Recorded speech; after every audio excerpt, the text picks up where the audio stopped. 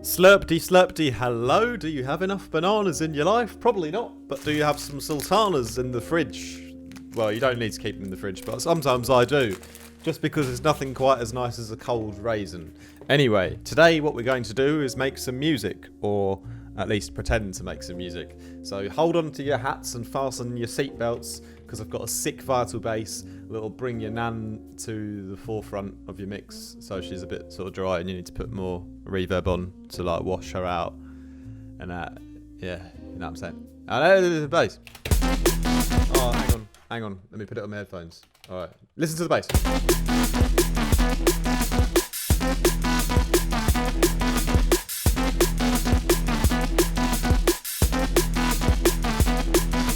So all you need to do is copy this exact bass preset that I'm going to teach you now. Copy a little bit of the, what is it called? The post-processing. Yeah, just copy it all. Don't worry about joining Patreon. Don't worry about, buying some presets. Don't worry about any of it. Just copy this and send it to, make your track, send it to UKF, and then you'll be really rich and successful. You'll get everything you ever dreamed of, my G's, yeah?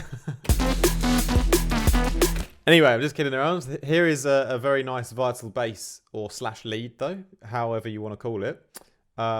Sort of a lead bass, because I've got a nice sub underneath it, right? It's called the Liquid Renaissance, because, well, there is a reason for that, but I'm not going to tell you just yet. Just yet. You'll have to wait for the secret. Anyway. Wow, he's so mysterious, isn't he? No, I don't really care. Just show me how to make the bloody preset. Alright, okay. Sorry. Does sound sick, doesn't it? And particularly what I like about it is the the rhythmic aspect of it, which has been crafted with an LFO sandwich. What's an LFO sandwich? Well, go and watch the old videos. I explained it already. It's where you LFO2 into LFO1's phase position to get some movement going around, So LFO1 is just a ramp down, saw down with a little curve, just to say hi to the curve crew. And LFO2 is a trance gate, which is a preset here. And that's modulating into LFO1. They're both at 1/2. And I've used the smoothness on the macro, so I can actually change the kind of rhythm as well. So that's the sort of, with the smooth turned off, so it's just a sort of aggressive, more aggressive trance gate shape. A little bit clicky though, that's why I created this macro, to control the smooth, so I can get rid of the clicks and also change the rhythm around. So you get some sick, like kind of offbeat kind of stuff going on there. And it's pitching around beautifully in my MIDI patch. Yes, thank you. I did just some brilliant grace notes. It's just an E, and there's a little semitone up, F kind of ting, and there's a semitone down, and the other little thing where I sort of hit the keyboard by mistake, but I just left it in. But yeah, that sounds really, really, really sick. IMO. And yeah, so then let's talk about the actual sound design as well. Obviously, for that glide to be initiated, you guys know the voices need to be at 1. Always glide and legato on. The glide speed amount is controlled here. And yeah, so I thought I'd go for something very, very basic in terms of the waveforms. So I've just gone for like saw waves and a sine wave underneath, yeah? So pretty simple.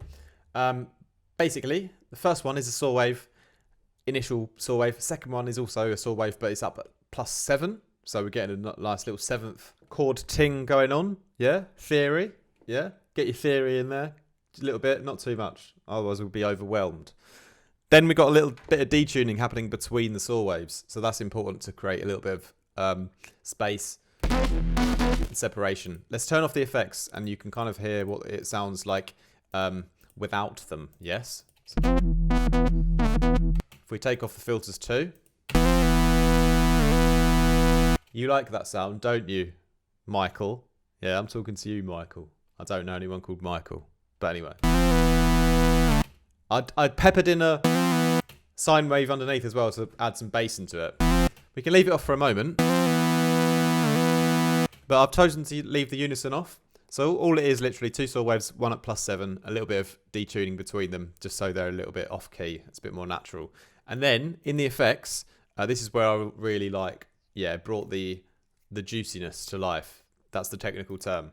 More the, I kind of wettened the sound a bit, but it's more about spreading it, sort of unisoning and doing like stereo stuff to make it more pleasant, not so harsh. All right. So the first one, flanger, up quite high in the mix, 39%. I kind of just left it on the sort of setting that it came out with, pretty much. Tweaked it a little bit. Yeah, chorus next. Just about 14%. Kind of left it how it was as well. So just some stereo effects, basically, my G's. Then the filter here. So this is going on, the cutoff is going on LFO1. So everything in terms of the filter movement is all tracked to LFO1, and then the LFO2 just modulates the speed of that one. Okay? So it's where we start to get a little bit interesting in the kind of rhythm. And the same sort of things over here is I've got, again, I've got some other filters on the same LFO. So this one, we're just doing a sort of low pass on oscillator 2. And then this one, we're doing a low pass with a bit more of resonance and doesn't quite go up as high. It doesn't open all the way up on oscillator 1. Okay, so sounded pretty nice. But obviously we've taken out quite a lot of the frequencies in the high end especially. So next up, the compressor will add in some of that high end back into the sound again. And I've kind of also left it pretty much how it sort of how it comes as you load it. But what I've done is I've mixed the mix. I've mixed the mix. How ingenious on the LFO1. All right. So it's got a little bit of it coming sort of on and off the mix. So it makes it a little bit more dynamic there. You know what I mean? Same with the drive on the distortion. A little bit of dynamic flavour by putting that on there. Nice and juicy. A little bit of reverb to sort of give it a bit of a tail. Just taking up the sort of high cut here so we don't have so much low end in. And then finally, a nice bit of EQ to bring out all the high end quite a lot. Bring some of that back in. But anyway, what we want to do then is smash that sine wave back underneath now. Yeah, so obviously that's running through all the effects as well. So it's running through all the flanger, filter, chorus. It's all going through it all, So it's sort of messing it up all together. Yeah, so I like to mess the sine wave up with everything together. Now, of course, we could add another fresh sine wave in underneath later if we want to get a really pure sine wave underneath. I like my pure sine waves. But for the purpose of like making the actual lead and, gelling it all together, I'm using the sine wave as a way to cram things together, So I like doing that.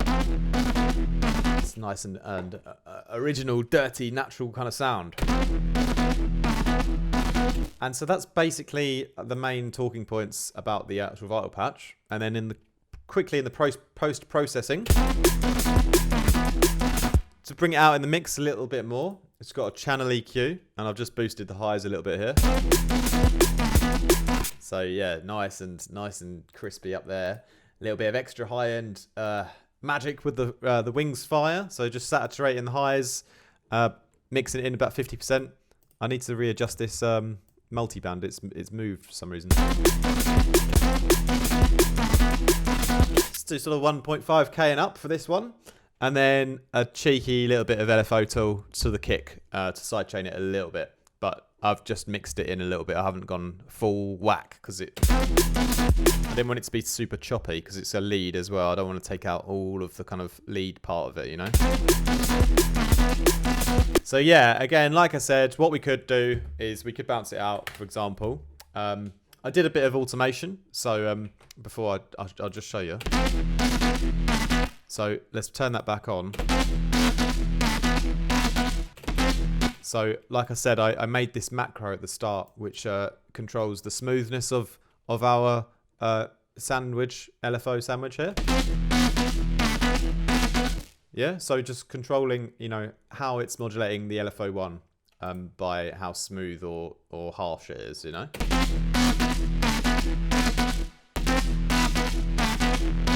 So, yeah, and then, you know,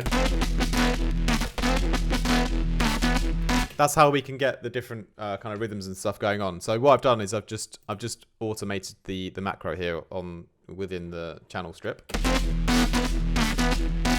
Yeah, and then that's basically it.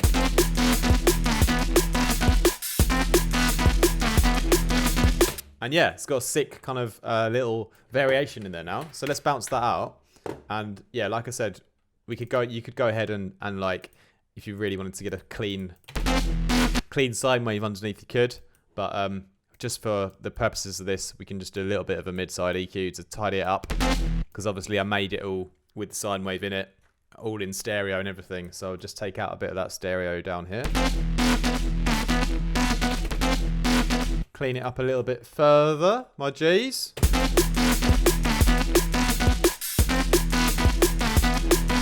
So that sounds pretty sick around there. So that's basically the Liquid Renaissance Vital patch bass for you guys today. Feel free to copy it and become famous. Just don't forget me when you do. Yeah, no. Well, I don't know if you're going to become famous from a singular patch. You know, there's lots of other things to do in the song. Lots of other transitions and little flavoursome things to add to really get a good track going. It's not all about the Vital preset, is it? You guys know that more than anyone else. So anyway, much love for watching the video. Have a wicked day. Peace out. Eat bananas. Stay strong. Cheers.